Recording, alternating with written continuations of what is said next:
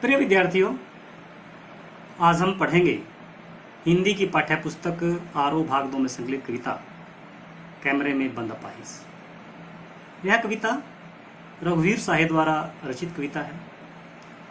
यह कविता जो दूरदर्शन के कर्मचारी हैं, दूरदर्शन के अधिकारी हैं, दूरदर्शन के लिए कार्यक्रम बनाने वाले कर्मचारी हैं, उन पर करारा व्यंग्य कसती है, कटाक्ष करती है। इस कविता में दर्शाया गया है किस प्रकार से दूरदर्शन वाले अपने कार्यक्रम में एक अपाहिज व्यक्ति को लेकर आते हैं और उसकी भावनाओं के साथ खेलते हैं, खिलवाड़ करते हैं। यह कविता जो दूरदर्शन वालों की संवेदनहीनता है उस पर करारे व्यंग्य कसती है। दूरदर्शन वाले एक अपाहिज व्यक्ति को अपने कार्यक्रम में लेकर आते हैं। सामाजिक उद्देश्यों से परिपूर्ण कार्यक्रम। अपने कार्यक्रम को सफल बनाने के लिए बेतुके सवाल पूछे जाते हैं। उससे उसके अपाहिज होने का कारण पूछा जाता है।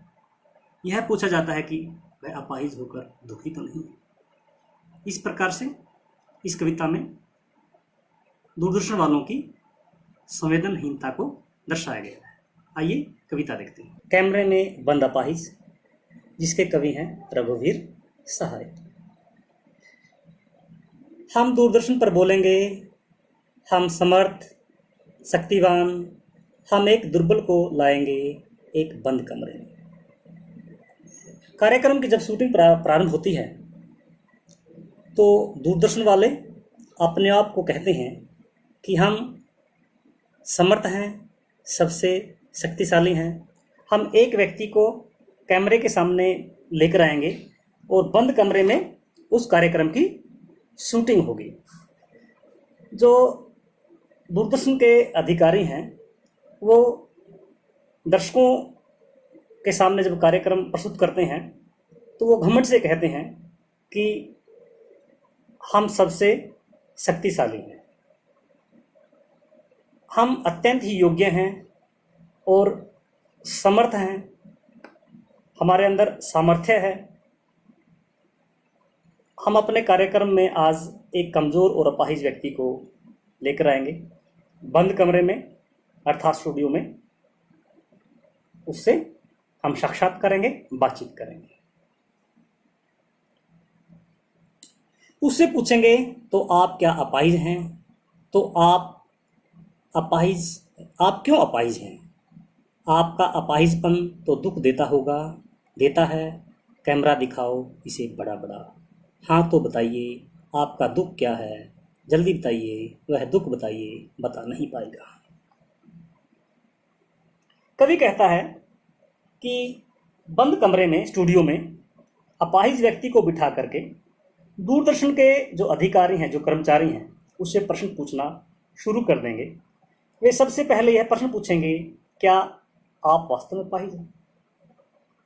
उनका अगला प्रश्न होगा, आप अपाहिज क्यों हैं? क्या इस अपाहिजपन के कारण कोई दुख या पीड़ा होती है? इसी बीच दूरदर्शन का जो अधिकारी है, जो निर्देशक है, वह कैमरामैन को इशारे से कहेगा कि इस व्यक्ति की विकलांगता को बड़ा बड़ा करके क्लोजअप में दिखाए। वह व्यक्ति कुछ नहीं बता पाएगा तो दोबारा से उससे पूछा जाएगा कि अपाहिज होकर आपको कैसा लगता है? क्या आप अपाहिज हैं? वह जल्दी बताइए, वह दुख बताइए, बता नहीं पाएगा। उससे एक बार फिर पूछा जाता है कि आप अपना दुख बताइए, अपने दुख के बारे में जल्दी बताइए। कवि कहता है कि वह अपनी पीड़ा व दुख को नहीं बता पाएगा। सोचिए, बताइए आपको अपाहिज होकर कैसा लगता है? कैसा यानी कैसा लगता है? हम खुद इशारे से बताएंगे कि ऐसा। क्या ऐसा? सोचिए, बताइए, थोड़ी कोशिश करिए, यह अवसर खो देंगे। आप जानते हैं कि कार्यक्रम रोचक बनाने के वास्ते हम पूछ कर उसको रुला देंगे, इंतजार करते हैं। आप भी उसके रो पड़ने का करते हैं, यह प्रश्न नहीं पूछा जाएगा। अपाहिज व्यक्ति से जो साक्षात्कार लेने वाला व्यक्ति है वह बार बार पूछेगा कि बताइए, सोचकर बताइए, आपको अपाहिज होकर कैसा लगता है। अपाहिज व्यक्ति ज़्यादा क्रोधने पर भी यह नहीं बता पाएगा कि वह दुखी क्यों है, उसका दुख कितना अधिक है। दूरदर्शन वाले बार बार उससे प्रश्न पूछेंगे, वह बेकार के प्रश्नों का उत्तर नहीं दे पाएगा। तब उससे कहेंगे आप सोचो और फिर हमें बताओ, अपाहिज होने पर आपको क्या अनुभव होता है, अर्थात आपको कैसा लगता है। दूरदर्शन के जो कर्मचारी हैं, जो दूरदर्शन के अधिकारी हैं, वो उसको इशारा करते हैं, संकेत करते हैं, उत्तर देने के लिए कहते हैं कि आप बताइए, आपको इस प्रकार का लगता है। आपको दुख होता होगा, परंतु जो अपाहिज व्यक्ति है वह जवाब नहीं दे पाता। वह उससे आग्रह करते हैं कि दोबारा से सोचकर बताइए, आपको दुख कैसा होता है। दूरदर्शन वालों की मनोदशा है, उसकी ओर संकेत करते हुए कवि कहता है कि अपाहिज व्यक्ति को इस प्रकार चुप देखकर अधिकारी सोचते हैं कि इस कार्यक्रम को रुलाने का यह मौका हम गंवा देते हैं।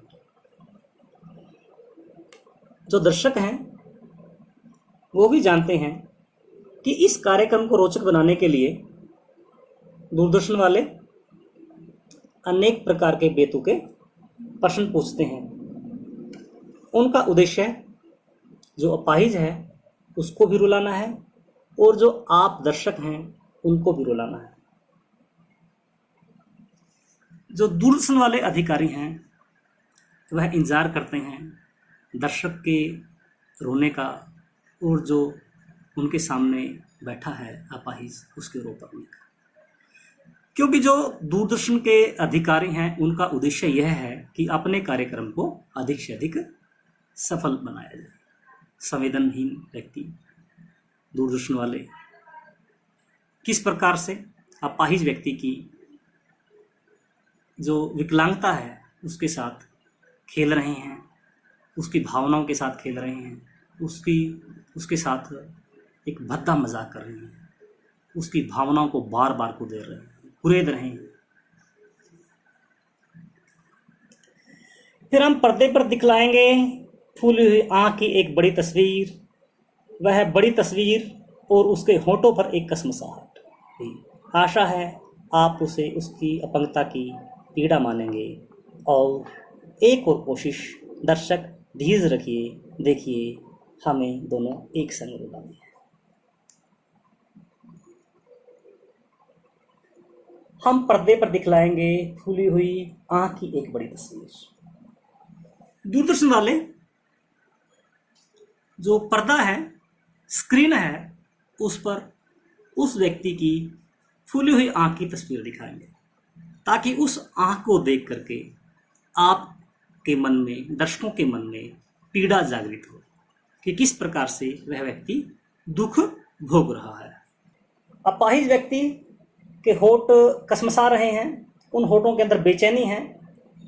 उसकी फूली हुई आंख और उसके होठों की जो बेचैनी है उसको देख करके दर्शकों को रुलाने का प्रयास किया जाता है। एक और कोशिश दर्शक धीरज रखिए, देखिए हम दोनों एक संग रुलाने हैं। दूरदर्शन में जो साक्षात्कार लेने वाला व्यक्ति है वह कहता है एक और कोशिश करते हैं, जो कैमरे के सामने अपाहिज बैठा है उसको रुलाने की और जो दर्शक हैं उनको रुलाने की, क्योंकि उनका उद्देश्य कार्यक्रम को अधिक रुचिकर बनाना है। जो अपाहिज व्यक्ति है उसकी समस्याओं को दर्शाना नहीं है, उसकी पीड़ा को दर्शाना नहीं है। इसलिए अपने कार्यक्रम को अधिक रोचक बनाने के लिए वो इस प्रकार के हथकंडे अपना रहे हैं। कभी उसकी भावनाओं को बार बार कुरेदते हैं, उससे बेतुके प्रश्न पूछते हैं, उसकी फूली हुई आंख और उसके होठों की कसमसाहट, उसके होठों की बेचैनी को बड़ा बड़ा करके पर्दे पर दिखाते हैं, क्योंकि उनका उद्देश्य है कि जो विकलांग व्यक्ति है, जो अपाहिज व्यक्ति है, जो दिव्यांग व्यक्ति है, उसको रुलाया जाए और उस विकलांग व्यक्ति को देख करके जो दर्शक हैं उसकी पीड़ा को अनुभव करें और वो रोएं। इस प्रकार से यह कार्यक्रम बड़ा ही संवेदनहीन बनने जा रहा है। आप और वह दोनों, कैमरा बस करो नहीं हुआ रहने दो, पर्दे पर वक्त की कीमत है, अब मुस्कुराएंगे हम, आप देख रहे थे सामाजिक उद्देश्य से युक्त कार्यक्रम, बस थोड़ी सी कसर रह गई। धन्यवाद। तो देखिए किस प्रकार से जो कर्मचारी हैं, जो अधिकारी हैं, वो कहते हैं कि आप और वह दोनों हमें रुलाने थे। कैमरामैन कैमरामैन बस करो, कैमरामैन की ओर इशारा करते हैं कि रहने दीजिए, क्योंकि न ही विकलांग व्यक्ति रो पाया है और शायद न ही दर्शक रो पाए हैं। जो अंतिम प्रयास है दूरदर्शन वाले, उसमें भी सफल नहीं होते। उनका उद्देश्य था कि जो अपाहिज है और जो दर्शक है उनको रुलाने का, अपने इस उद्देश्य में वो सफल नहीं हो पाते। अब वो अपने असली रूप में आते हैं। कैमरे को पीछे जो कार्यक्रम का निर्देशक है कैमरामैन को आदेश देता है कि अब बहुत प्रयास हो चुके हैं, यदि वह अपाहिज व्यक्ति नहीं रोता है उसे रहने दो, हमारे लिए केवल समय ही कीमती है, इस समय तो हमें दूसरा कार्यक्रम प्रसारित करना होगा, क्योंकि जो कार्यक्रम है उसके लिए कुछ निर्धारित समय होता है। अब कैमरा बंद कीजिए। उसके बाद उद्घोषक आपकी स्क्रीन पर आता है मुस्कुराते हुए। वो कहता है कि आप देख रहे थे सामाजिक उद्देश्यों से परिपूर्ण कार्यक्रम, परंतु वास्तव में यह कार्यक्रम सामाजिक उद्देश्यों को समेटे हुए नहीं था। यह कार्यक्रम एक करूर कार्यक्रम बन जाता है, क्योंकि एक अपाहिज व्यक्ति की भावनाओं के साथ खिलवाड़ किया जाता है, किस प्रकार उसकी संवेदनाओं के साथ खेला जाता है। अब बात करते हैं हम कैमरे में बंद अपाहिज कविता के काव्य सौंदर्य की। इस कविता में जो दूरदर्शन के अधिकारी हैं उनकी संवेदनहीनता को दर्शाया गया है। वे किस प्रकार से अपने कार्यक्रम को रुचिकर बनाने के लिए जो विकलांग व्यक्ति है, जो दिव्यांग व्यक्ति है, उसकी भावनाओं के साथ खिलवाड़ करते हैं। यह कार्यक्रम एक करूर कार्यक्रम बन जाता है। अब हम बात करते हैं शिल्प सौंदर्य की। अनुप्रास अलंकार का बड़ा ही सुंदर प्रयोग हुआ है।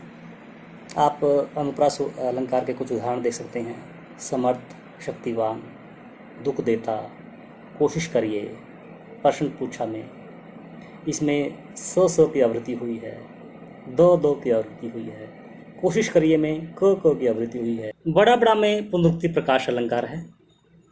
प्रश्न अलंकार भी इस कविता में प्रयुक्त हुआ है। इस कविता में जो नया प्रयोग है, कोष्ठक का नूतन प्रयोग हुआ है। कोष्ठकों के प्रयोग से कविता बड़ी ही प्रभावशाली बन पड़ी है। शांत रस व करुण रस का सुंदर परिपाक हुआ है। प्रसाद गुण है। कविता आत्मपरक शैली में लिखी गई है। वर्णात्मक और मनोविश्लेषण शैली के भी कहीं कहीं दर्शन होते हैं। अभिधा व लक्षणा शब्द शक्ति प्रयुक्त हुई है। तत्सम तद्भव शब्दों का प्रयोग हुआ है। जो भाषा है वह सहज सरल व भावानुकूल है। वर्णात्मक, मनोविश्लेषणात्मक व आत्मपरक शैली प्रयुक्त हुई है। मुहावरों का सुंदर एवं सार्थक प्रयोग हुआ है। धीरज रखना, बस करना, ये मुहावरे इस कविता में आए हैं। यदि हम छंद की बात करें, यह कविता छंद मुक्त कविता है। जो मात्रा है, जो वर्ण है, उनकी संख्या और उनका प्रयोग का किस प्रकार से प्रयोग किया जाए, इन नियमों की ओर कोई ध्यान नहीं दिया गया है। तो यदि छंद की बात करें तो इसमें हुआ ऐतुकांत मुक्तक छंद। इस प्रकार से कैमरे में बंद अपाहिज कविता में हमने देखा कि दूरदर्शन वाले जो व्यक्ति हैं, अधिकारी हैं, वो अपने कार्यक्रम को किस प्रकार से अधिक रोचक और सफल बनाने के हथकंडे अपनाते हैं। तो आज के लिए इतना ही काफ़ी। बहुत बहुत धन्यवाद। नए विषय के साथ जल्दी मिलते हैं।